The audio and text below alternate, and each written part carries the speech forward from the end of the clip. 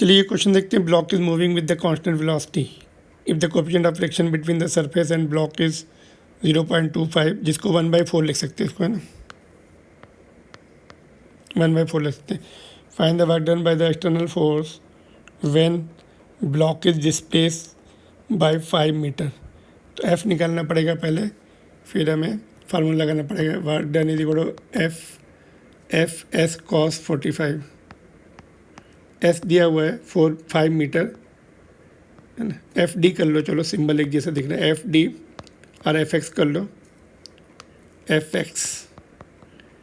X कितना दिया है 5 मीटर पर सेकेंड, 5 मीटर दिया है. एफ निकालना पड़ेगा. एफ के लिए क्या दिया है, कांस्टेंट वेलोसिटी से जा रहा है. कांस्टेंट वेलोसिटी, इसका मतलब क्या होगा, F cos 45 should be equal to kinetic friction.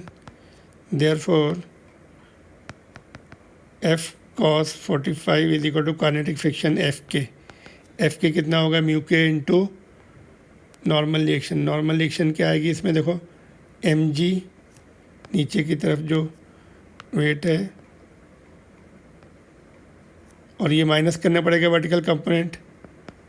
F sine 45 minus करना पड़ेगा, एफ साइन 45, ठीक है.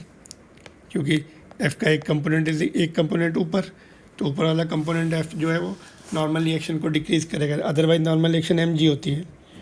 तो अभी हम एफ निकालना है, तो ये वाले टर्म इधर ले आओ राइट साइड में.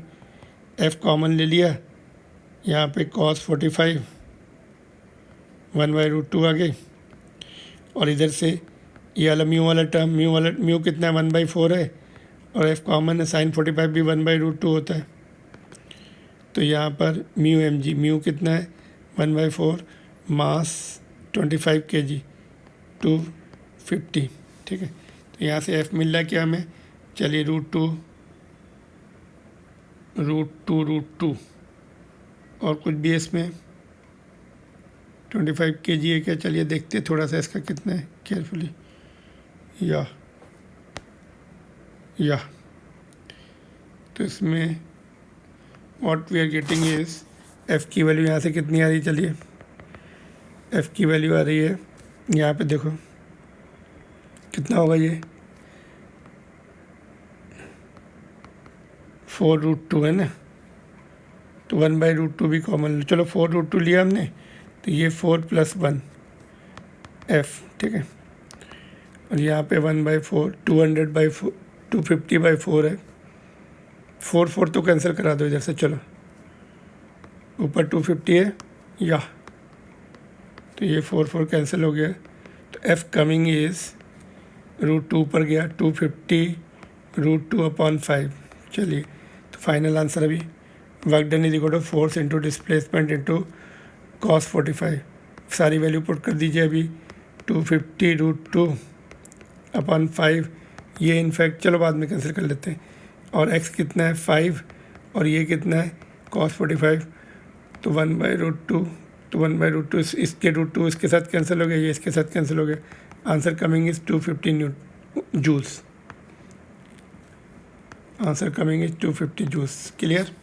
चलिए फिर से एक बार डिस्कस कर लें क्विकली.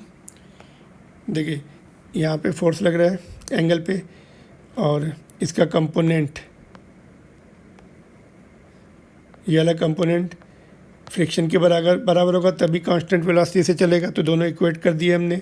फ्रिक्शन कितना होगा, म्यू इंटू नॉर्मल रिएक्शन कितनी जनरली एम जी होती है, बट ये वाला कंपोनेंट एफ का ऊपर वाला कंपोनेंट साइन थीटा वो सब्ट्रैक्ट हो जाएगा उसमें, क्योंकि वो नॉर्मल रिएक्शन को कम करेगा, ठीक है. माइनस हो गया, तो इसकी वैल्यू पुट करके सॉल्व की, तो फोर्स इतना आ रहा है ना.